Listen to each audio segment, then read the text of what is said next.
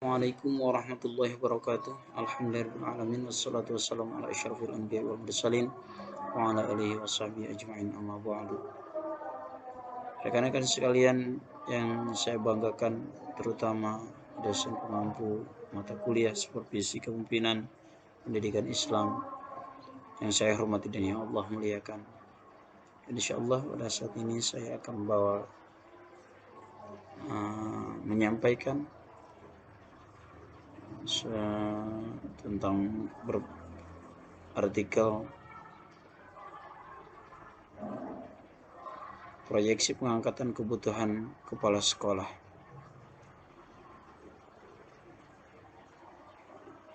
Dalam permulaan abstrak,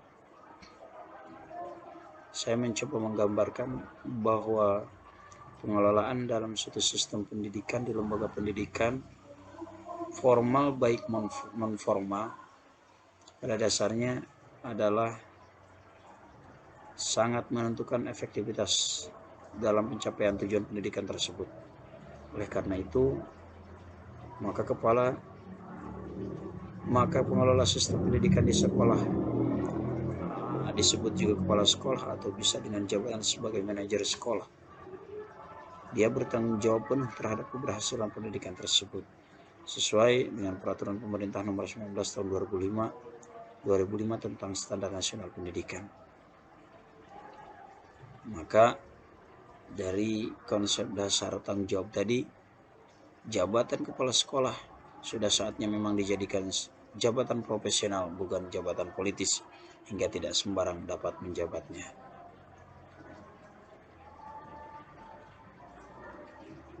Saya mencoba mengutip ayat Al-Quran dalam surah Al-A'raf ayat 69. A'udzubillahi minasyaitonirrajim.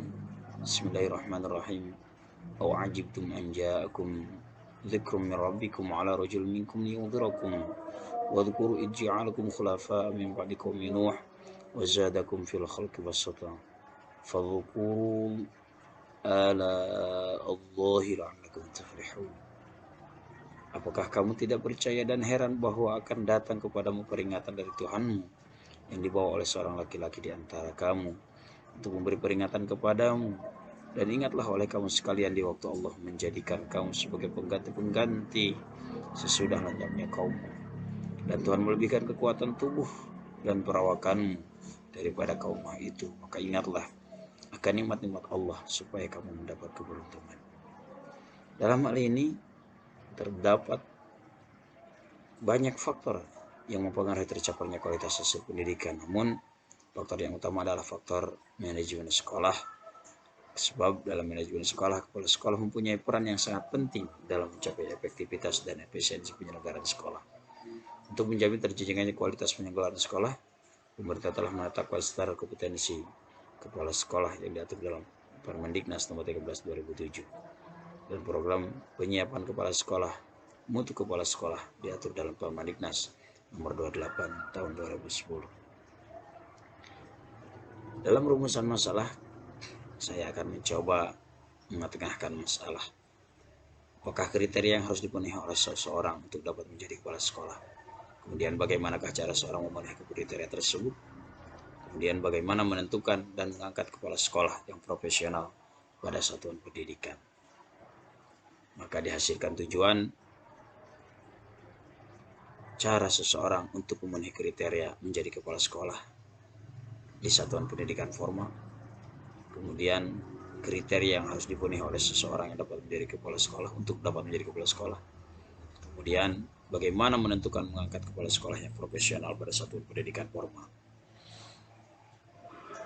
Kita tahu pada dasarnya kompetensi kepala sekolah itu ada 5 aspek yang harus ada, 5 komponen yang harus dipenuhi atau yang harus ada pada diri seorang kepala sekolah atau seorang manajer.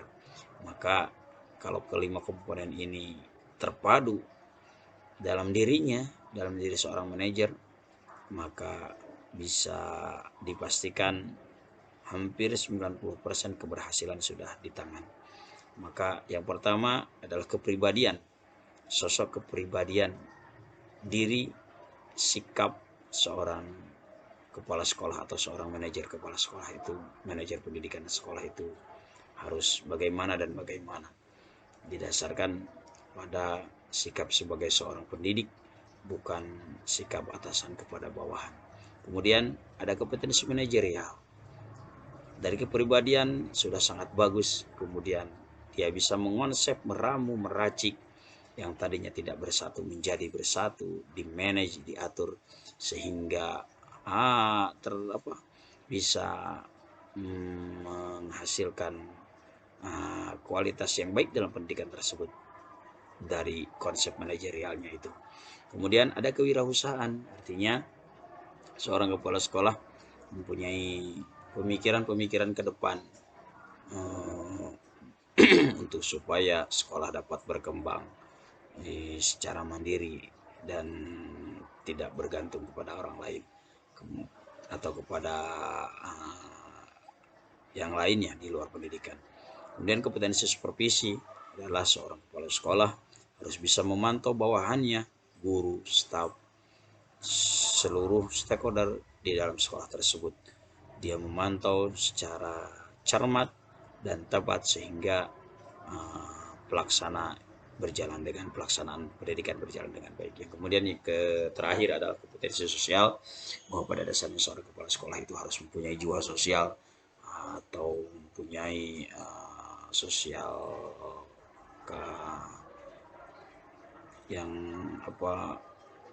yang sangat baik, cara dia bersosialisasi atau meramu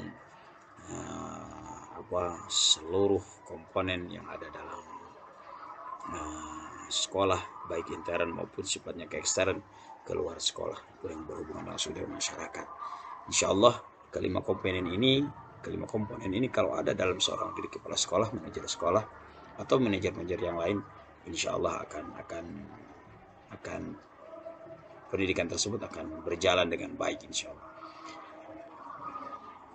Dalam bagian ini saya akan mencoba menggambarkan bahwa penyiapan calon kepala sekolah atau calon kepala madrasah yang baik, yang profesional atau yang bisa dipertanggungjawabkan secara profesional. Dari mulai pertama dari atas sebelah kiri ada proyeksi pengangkatan, kemudian ada rekrutmen. Dari rekrutmen ini ada usulan peserta, ada seleksi administratif. Kemudian kalau lulus, dinyatakan lulus. Kemudian ada seleksi akademik. Sudah lulus, tapi bisa enggak? Ada rekomendasi dari kepala sekolah, ada rekomendasi pengawas, ada penilaian kinerja, ada penilaian potensi.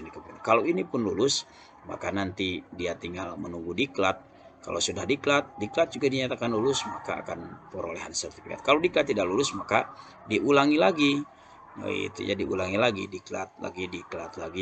Akhirnya dia dilaksanakan oleh lembaga diklat, kemudian dia sesudah lulus dinyatakan perolehan sertifikat, baru nanti akan masuk daftar tunggu, kemudian penilaian stabilitasnya, kemudian akan pengangkatan dan selesai. Maka dari alur ini pun sudah bisa digambarkan bahwa menjadi kepala sekolah memang akan mempunyai kualitas yang sangat baik, yang profesional sesuai dengan bidangnya. Akhir dari artikel ini, penulis menyimpulkan bahwasanya kepala sekolah yang efektif dan kekepala sekolahan adalah tidak ada keraguan lagi di antara pendidikan umumnya dan dalam pendidikan khususnya akan besarnya pengaruh kepala sekolah terhadap keberhasilan sekolah. Oleh sebab itu, calon-calon kepala sekolah harus dipersiapkan secara cermat dan matang sesuai dengan kriteria yang wajib dimiliki oleh seorang kepala sekolah agar tujuan dari pendidikan dapat tercapai dengan sempurna. Mungkin itu saja penulis ucapkan. Jazakallahu khairan katsira. Jazakallahu khairan. Terima kasih kepada semuanya, wabil khusus kepada Ibu dosen yang telah membimbing penulis dalam hal ini. Terima kasih. Assalamualaikum warahmatullahi wabarakatuh.